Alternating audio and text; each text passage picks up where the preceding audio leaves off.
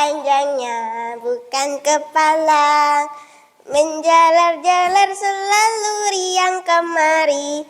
Assalamualaikum teman-teman, namaku Kinara dari SDSC Karanganyar. Hari ini aku akan bercerita tentang asal-muasal mata air Sabta Tirta Pablengan. Teman-teman tahu tidak? Itu loh objek wisata di Kecamatan Matese yang mempunyai 7 mata air dengan rasa yang berbeda-beda. Kita mulai yuk ceritanya. Konon, zaman dahulu di tanah Jawa berdiri sebuah kerajaan bernama Medang Kamulan yang dipimpin seorang raksasa bernama Dewata Cengkar. Ia dikenal sebagai raja yang kejam, penindas, dan suka memakan rakyatnya. Suatu ketika datang seorang kesatria bernama Aji Saka. Dia merasa kasihan melihat rakyat Medang Kamulannya menderita. Sungguh malang nasib rakyat Medang Kamulan. Mereka menderita karena raja kejam dan serakah. Aji Saka pergi ke istana Medang Kamulan dan menemui Raja Dewata Cengkar. Hai Dewata Cengkar, hentikan kekejamanmu. Kamu siapa? Berani-beraninya mencampuri urusanku. Aku Aji Saka dari negeri Majeti. Aku datang ke tanah Jawa untuk membebaskan rakyat Medang Kamulan. Aji Saka dan Dewata Cengkar bertarung hebat. Pertarungan mereka berlangsung lama. Namun Aji Saka tidak menyerah. Aji Saka mengeluarkan jurus pamungkas dan berhasil melemparkan Dewata Cengkar hingga tenggelam di Laut Selatan. Ho, jangan senang dulu Aji Saka. Aku belum mati. Aku akan pergi memakan rakyat Medang Kamulan yang sedang mencari ikan di Laut Selatan. Karena kekuatan raksasa buaya putih itu sangat hebat, Aji Saka pergi ke atas bukit mencari petunjuk untuk mengalahkan raksasa buaya putih. Sesampainya di sebuah goa, Aji Saka berdoa dengan menyatukan segenap hati dan pikiran untuk memohon pertolongan Sang Pencipta. Ya Tuhan, penguasa alam semesta, aku mohon petunjuk-Mu agar aku bisa mengalahkan raksasa buaya putih. Dalam doanya, Aji Saka mendapat petunjuk untuk berjalan ke arah selatan dan akan bertemu naga yang akan membantunya mengalahkan raksasa buaya putih. Lalu Aji Saka pun mulai perjalanannya ke arah selatan. Setelah jauh berjalan, Aji Saka merasa sangat haus. Lalu bertemulah dia dengan seorang nenek tua. Biung, bolehkah aku meminta sedikit air? Aku haus sekali. Tunggu sebentar Kisana, aku akan mengambilkan air untukmu. Sambil menunggu nenek tua, Aji Saka duduk di depan gubuk. Saat duduk, keringatnya menetes dengan deras ke atas tanah. Ini Kisana, aku hanya punya air ini. Matur nuwun Biung, air ini saja sudah cukup. Aku mohon izin melanjutkan perjalananku. Setelah Aji Saka pergi, datang ayam milik nenek tua dan meminum air keringat Aji Saka yang menggenang di atas tanah. Keesokan harinya, ayam tersebut mengeluarkan 3 telur sangat besar. Setelah diarami beberapa waktu, telur-telur itu menetas. 2 telur kulitnya mengelupas menjadi telur emas dan 1 telur menetas ke seekor anak naga. Naga kecil yang baru lahir bisa berbicara.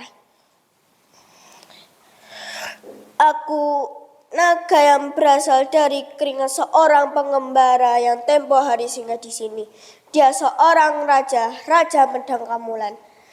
Anak naga itu mencari Aji Saka. Lalu dia memberikan telur-telur emas untuk si nenek tua. Beberapa waktu kemudian di Medang Kamulan terjadi kejadian yang luar biasa. Seekor naga raksasa muncul dari dalam tanah.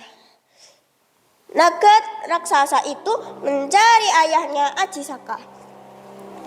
Wahai Raja Medang Kamulan, aku anak Aji Saka. Tunjukkan di mana aku bisa menemuinya. Raja Medang Kamulan yang ketakutan kemudian menunjuk ke istana di mana sang Raja Ajisaka tinggal. Sang naga itu berjalan ke arah istana Medangkamulan menemui Raja Ajisaka. Wahai Ajisaka ayahku, aku adalah anakmu yang berasal dari keringatmu. Wahai naga, jika benar engkau adalah anakku, maka pergilah kau ke Laut Selatan dan kalahkan raksasa buaya putih. Baiklah, aku akan pergi ke Laut Selatan. Jika nanti dari dalam Laut Selatan keluar darah berwarna putih, artinya raksasa buaya putih berhasil aku kalahkan. Sebaliknya, jika yang keluar darah merah, artinya akulah yang mati. Sang naga kemudian terjun ke dalam Laut Selatan. Ombak setinggi gunung pun seakan berkejar-kejaran ketika sang naga mencari raksasa buaya putih. Wus, wus, wus. Tak lama kemudian terdengarlah suara-suara menyeramkan dari dalam Laut Selatan. Naga dan buaya bertarung sangat hebat. Mereka terlihat timbul tenggelam dari dalam Laut Selatan. Pasukan Medangkamulan yang dipimpin Ajisaka berlari menuju tebing yang tinggi, menghindari ombak yang tinggi hasil pertarungan naga dan buaya putih. Selama mereka bertarung, ombak Laut Selatan bergemuruh diiringi petir yang menyambar-nyambar. Akhirnya pada hari ke-7, Laut Selatan mulai terlihat tenang. Patih, tampaknya laut sudah mulai tenang. Tanda pertarungan sudah selesai. Tunggu, jangan gegabah. Seketika mereka terkejut melihat warna air Laut Selatan yang dipenuhi warna merah dan warna putih. Ajisaka berkata, Patih, bawa pasukan kita kembali ke Medangkamulan. Naga dan buaya putih sudah mati. Ternyata sang naga masih hidup. Dia melompat dari dalam Laut Selatan. Karena lukanya sangat parah, naga menjadi linglung dan hilang ingatan. Naga yang linglung itu masuk ke dalam tanah. Namun naga tak bisa menentukan arah jalannya. Ketika ia menyembul, ia sampai di daerah Matese di lereng Gunung Lawu. Tempat munculnya naga itu berubah menjadi bukit dan di bawahnya keluar 7 mata air dengan 7 rasa yang berbeda-beda. Ada air asin yang berasal dari air Laut Selatan, air hangat, air kesaktian, air hidup, air mati, air urus-urus, dan air soda. Kemudian sumber mata air itu dijadikan tempat pemandian oleh Raja-Raja Mangkunegaran dan diberi nama Saptatirta yang terletak di Desa Pablengan, Kecamatan Matese, Kabupaten Karanganyar. Nah, itulah kisah legenda mata air Saptatirta Pablengan. Sampai jumpa dengan dongeng dari Karanganyar berikutnya. Jalan-jalan ke Pasar Matese. Jangan lupa memberi terasi. Sekian dan terima kasih. Salam literasi. Wassalamualaikum warahmatullahi wabarakatuh.